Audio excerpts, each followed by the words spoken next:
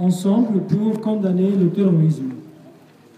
Et ils sont là pour dire qu'il ne faut pas se taire contre des tueries pour des gens du même pays.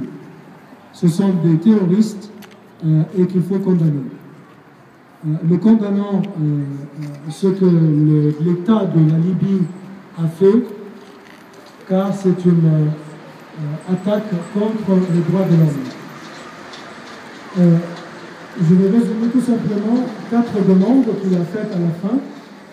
Nous demandons à la Libye de présenter officiellement ses excuses auprès du gouvernement égyptien pour ce crime terroriste. Nous demandons aux autorités libyennes qu'ils jugent aux tribunaux immédiatement et rapidement ces terroristes qui ont tué des innocents.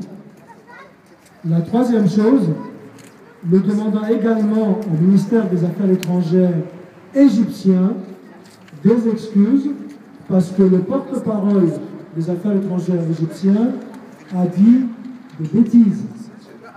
Et après la révolution, ceci n'est pas permis et il faut qu'il pèse les mots.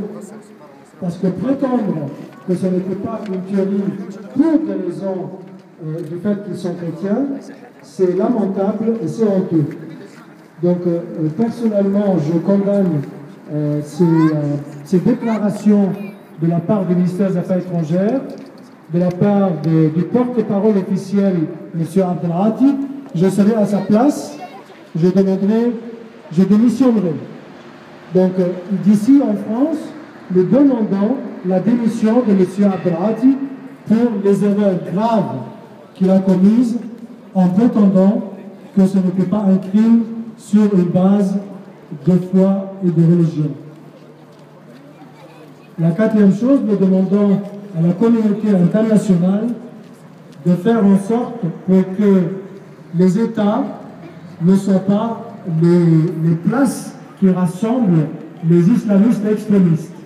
Nous pensons que la communauté internationale, les États-Unis, l'Europe, la France, ne font pas le nécessaire pour que, après ce printemps arabe, il y ait plutôt des régimes vraiment démocratiques et qu'ils laissent plutôt progresser les islamistes et les extrémistes. Et la dernière chose, nous demandons que ce soit la Déclaration universelle des droits de l'homme qui soit respectée dans tous ces pays. Voilà, et je voudrais pour terminer remercier Omar Hashish qui lui a rédigé cette déclaration en soutien pour ce qui s'est passé. Merci Omar.